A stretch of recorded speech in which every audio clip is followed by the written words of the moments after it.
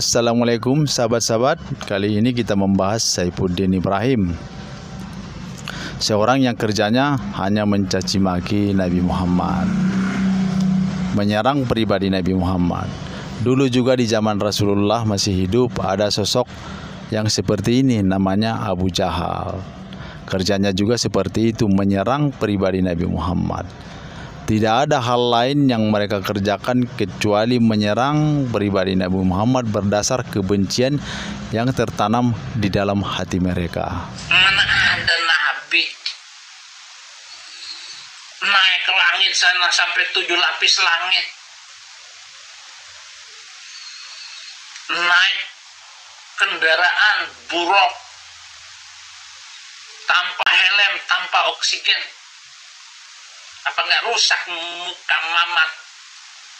Rusaklah mukanya. Mukanya rusak. Makanya gambarnya itu nggak ada tuh di dunia ini. Nggak ada gambar Mamat itu. Hukuman apa yang saya terima? Karena saya sudah ngomong keterlaluan terhadap Nabi Arab itu. Muhammad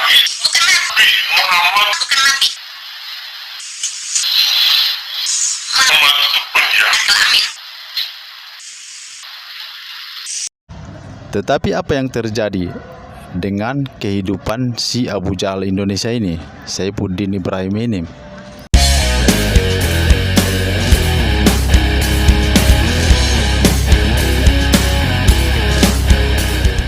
Ini istrinya sang Abu Jahal. Dia mengaku seorang keturunan Chinese dan awalnya beragama Islam. Kemudian dia ketemu dengan Saifuddin Ibrahim sang Abu Jahal.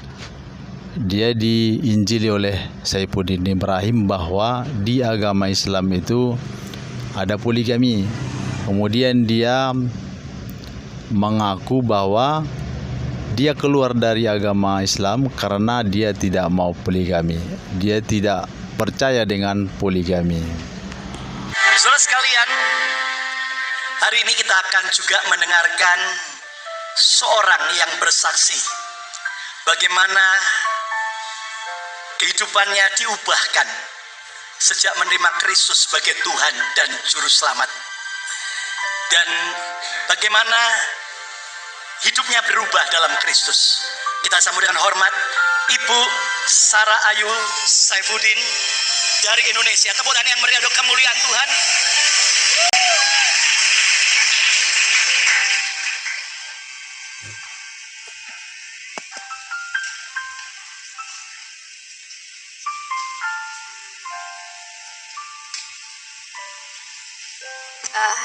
Menjadi muslimah yang taat itu harus siap dipoligami.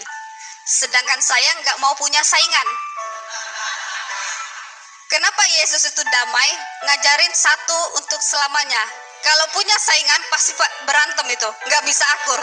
Nabinya aja sendiri nggak bisa adil, apalagi orang laki zaman sekarang. Mau cari di mana?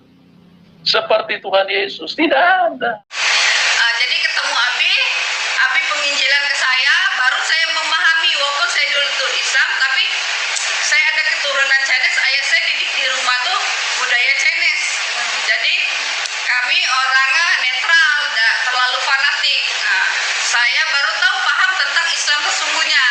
Baru yang membuat saya pengen jadi orang Kristen itu pengajaran yang Islam itu tentang poligami. Itu saya nggak terima, karena saya nggak mau punya saingan. Nah, di Kristen kan satu untuk selamanya. Oh, berarti ini cocok dengan prinsip saya. Mau cari di mana? Seperti Tuhan Yesus tidak ada. Tapi apa yang terjadi? Sang debater, seorang YouTuber Kristen yang beragama Kristen dari pihak mereka juga mengatakan bahwa Sarah Ayu istrinya Saifuddin Ibrahim berselingkuh dengan Febri anaknya MKC. Itu berdasar pengakuan Saifuddin Ibrahim di akun Facebooknya. Mari kita dengarkan pemaparan sang debater. Sampai di Amerika dia minta seluruh ATM saya lalu dikirim ke Indonesia. Semua dikuras. Saya tetap baik dan tidak ada curiga. Dia jual Innova, dia jual rumah, dia ambil semua sertifikat tanah. Dia minta saya buat surat kuasa. Wah, semua tidak ada kecurigaan apapun, Ibun the best. Kemudian dia menangis dalam pelukan saya, dia mengakui dosa dan semua apa yang telah dia lakukan selama ini. Dia selingkuhi oleh anak MKC. Saya seperti disambar petir.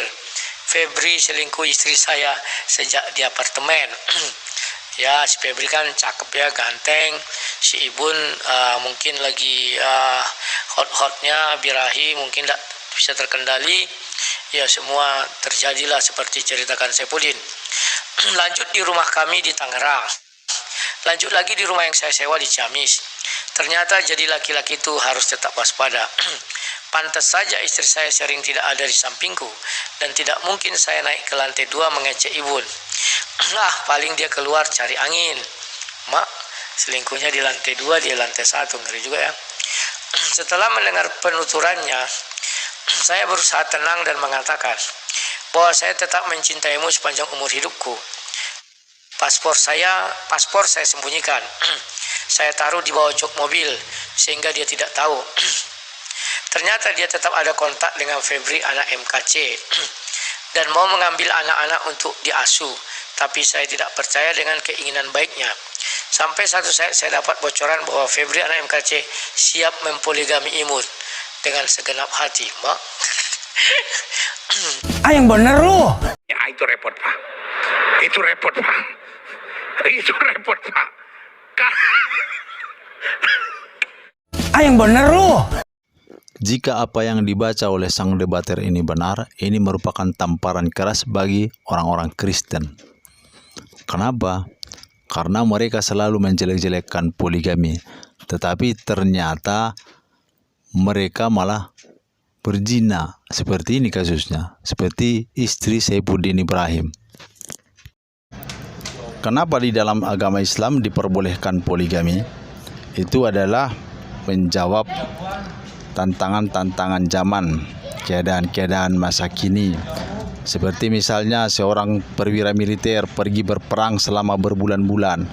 Kebutuhan seksnya bagaimana? Memperkosa di sana? Berzina atau pergi ke tempat-tempat pelacuran? Dalam Islam itu tidak diperbolehkan.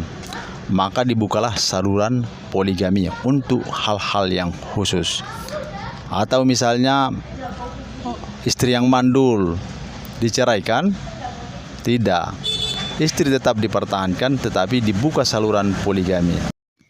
Atau si istri sakit parah seperti kanker atau stroke. Bagaimana kebutuhan biologis suami? Bagaimana menjawab itu?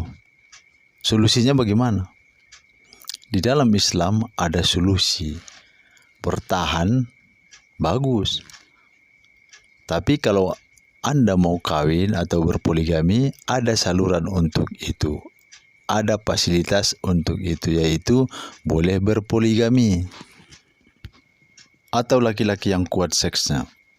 Bagaimana menjawab itu? Bagaimana solusinya? Dia tidak cukup satu istri. Gimana caranya? Kalau hanya satu istri berarti dia harus jajan di luar. Itu berarti perzinahan. Perzinahan tidak boleh dalam Islam. Jadi apa solusinya? Ya, poligami. Tetapi kalau Anda baca di ayat poligami, itu yang disarankan adalah satu saja. Kalau tidak mempunyai alasan yang tepat, yang dibolehkan itu hanya satu saja. Dan Anda lihat di dunia muslim, di masyarakat muslim, kebanyakan pria-pria muslim, keluarga muslim itu monogami, beristri satu. Jarang yang berpoligami. Jadi poligami adalah hal khusus yang diperbolehkan dalam Islam sebagai jawaban tentang suatu masalah yang pelik, sebagai jalan keluar bagi perkawinan untuk menghindari perzinahan. Jadi jangan malah diumbar di luar. Ini kan urusan rumah tangga. Iya, urusan rumah tanggamu, tapi kita semua yang jadi korban. Dasar bego loh. Bikin malu kita semua. Ya, urusan rumah tanggamu, ya, jadi kita semua yang malu. Dengar nggak Saipudin? Haleluya. Haleluya. Ah, yang bener lu.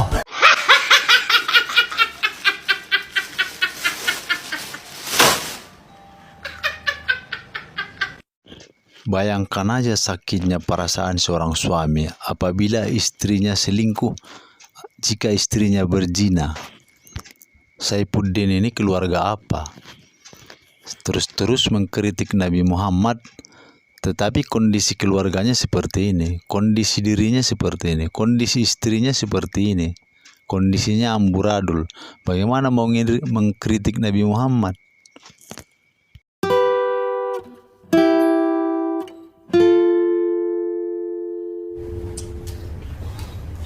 Haleluya.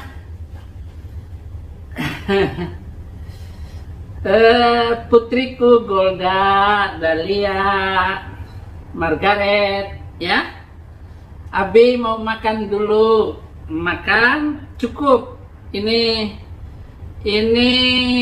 ikan asem, ikan masak asem, ikan tuna.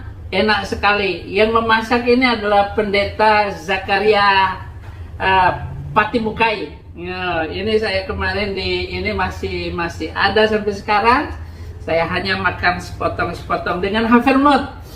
Ini makanan ini, havermut ini, kalau di Amerika kenapa mereka panjang umur, orang-orang tua makannya ini. Yang kena gula, yang diabetes itu makan havermut secukupnya, bukan secukupnya, ya seginilah, nggak boleh banyak-banyak. Menurut Paul Jang, seorang YouTuber Kristen juga, Saifuddin Ibrahim sering berzina di luaran sana. Ya kan? Kamu sendiri pernah berzina. Itu sudah bukan rahasia umum lagi. Ya. Kamu cekek-cekekan sama istri, sama bininya kamu, si Sarah Ayu aja cekek-cekekan begitu aja, itu sudah bukan rahasia umum lagi. Semua orang sudah tahu. Ya kan? Istrimu aja nggak respect sama kamu. Semua orang juga sudah tahu. Bayangkan betapa menderitanya laki-laki ini. Istrinya pergi, dia sendirian, dia terlunta-lunta di negara orang, anak-anaknya jauh darinya. Bahkan istrinya sesuai perkataan sang debater adalah berzina dengan seseorang. Luar biasa sakitnya kehidupan seperti ini. Dan nanti di akhirat lebih sulit lagi karena kerjanya mencaci agama orang lain. Bahkan kalau perlu Pak, 300 ayat yang menjadi pemicu hidup intoleran, pemicu hidup radikal dan membenci orang lain karena beda agama, itu di skip atau direvisi atau dihapuskan dari Al-Quran Indonesia. Ini sangat berbahaya sekali. Tapi kenapa manusia selalu berbohong? Tapi kenapa manusia selalu berbohong? Tapi kenapa manusia selalu berbohong? Karena manusia dikelilingi dengan kenajisan. Seperti ini. Apa urusannya untuk menghapus ajaran agama orang lain? Ini karena kekotoran dalam diri. Jadi yang terlihat di agama orang itu selalu hal-hal yang buruk. Karena hati kita sudah kotor. Terima kasih sahabat-sahabat telah menyaksikan channel ini. Semoga kita selalu dalam lindungan Allah Subhanahu wa Ta'ala.